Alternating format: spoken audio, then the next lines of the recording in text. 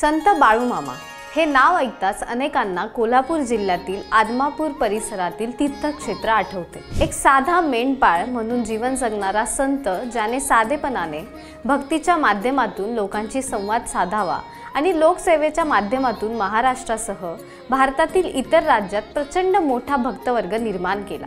जाणून घेऊया त्यांच्याबद्दल। बाळूमामा यांचा जन्म 3 ऑक्टोबर 1892 साली वर्तमान कर्नाटक राज्यातील बेळगाव जिल्ह्यातील चिक्कोडी तालुक्यातील अक्कोल गावातील धनगर समाजात झाला। लहानपणापासूनच त्यांचे राहणीमान हे साधे होते। ध्यान करणे, मनन करणे, एकांतवासात राहणे आणि आत्मचिंतनाकडे झुकलेले होते। ते साधा पेहराव घालत असत, त्यामध्ये धोतर, फेटा आणि पायात साधी चप्पल घालत ते मेंढ्या सांभाळत आणि त्यांचा हा व्यवसाय सुद्धा होता। संत बाळूमामा यांनी गारगोटी येथील श्री मुळे महाराज यांना गुरु मानून त्यांच्या मार्गदर्शनाखाली गुरुप्रेरणा घेत आध्यात्मिक प्रवासाला सुरुवात केली।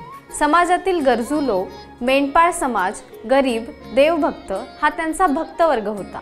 धर्म, नैतिकता, भक्ती, भक्तांचे शारीरिक व मानसिक दुःख कमी करणे व त्यांना उपदेश देण्याचे काम ते सातत्याने करत होते। जे धनगर समाजात जन्मलेले परंतु सर्व जाती धर्माचे संत म्हणून ओळखले जातात। मायाप्पा आणि सत्यवा या पती पत्नीच्या पोटी जन्मलेले बाळूमामा मात्र त्यांच्या विचित्र वर्तनाने कलागुणी म्हणून प्रसिद्ध होते। बाळूमामा नेहमी ग्रामस्थांपासून वेगळे असत। ते कुणाच्या अध्यात्मध्यातही नसायचे।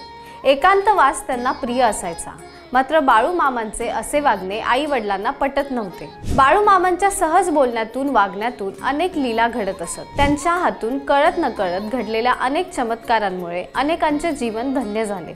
पण जे काही चमत्कार घडत होते त्याचे श्रेय त्यांनी कधीही स्वतःकडे घेतले नाही। बाळूमामा यांना कामाचं वळण लागावं त्यासाठी त्यांच्या आई वडिलांनी गावातल्या चंदूलाल शेटजी जैन यांच्याकडे नोकरीस ठेवले होते। शेटजींच्या घरच्या बकऱ्यास जंगलात चारवायस नेण्याचे काम बाळूमामा इमान इतबारे करत असत। चंदूलाल शेटजींच्या गोठ्यातील एका कोपऱ्यात बाळूमामा निवांत पडून राहत असे। शेटजींनी दिलेल्या फुटक्या थाळीत जेवत असे आणि जेवून झाले की थाळी घासून पुसून स्वच्छ करीत असत। एकदा सहजच गोठ्यामध्ये गेलेल्या शेटजींच्या म्हाताऱ्या आईला बाळूच्या थाळीतून तेजस्वी प्रकाश परावर्तित होत असल्याचं दिसून आलं।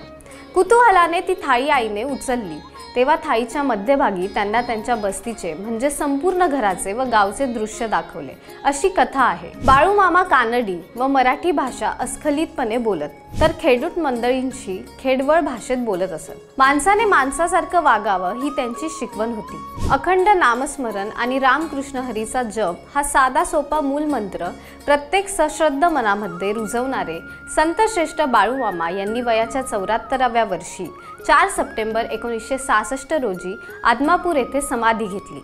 समाधीनंतरही बाळूमामा आपल्या भक्तांना अनेक अनुभव देत असल्याच्या दंतकथा प्रसिद्ध आहेत।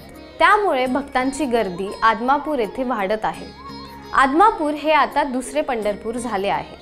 या मंदिरात सद्गुरू संत बाळूमामा यांच्या समाधी मंदिराचे दक्षिणाभिमुख सुरेख कोरीव दगडी महाद्वार आहे। महाद्वारातून आत गेल्यावर बाळूमामांची प्रसन्न मूर्ती आहे। बाळूमामा मंदिर ट्रस्ट अनेक सामाजिक उपक्रम चालवते। संत बाळूमामा हे एक अवतारी संत म्हणून ओळखले जातात। साधेपणा, सेवा, भक्ती आणि नैतिक जीवन यांचा ते आदर्श होते। त्यांची प्रसिद्ध व्यक्तिगत पुण्य, भक्तांची श्रद्धा आणि सामाजिक कार्य यांच्या संगमामुळे वाढली। आज आदमापूर येथील गादी म्हणजे मंदिराचे व्यवस्थापन, भक्त सेवा, सामाजिक उपक्रम या ट्रस्ट प्रशासक मंडळ यांच्याकडे आहे। आदमापूर हे एक तीर्थस्थळ म्हणून विकसित झालं आहे। त्यामुळेच भक्तांची मंदिआळी दिवसेंदिवस वाढत आहे। जर हा व्हिडिओ आवडला असेल तर लाईक करा, शेअर करा आणि कमेंटमध्ये तुमच्या परिसरातील अनुभव सांगा।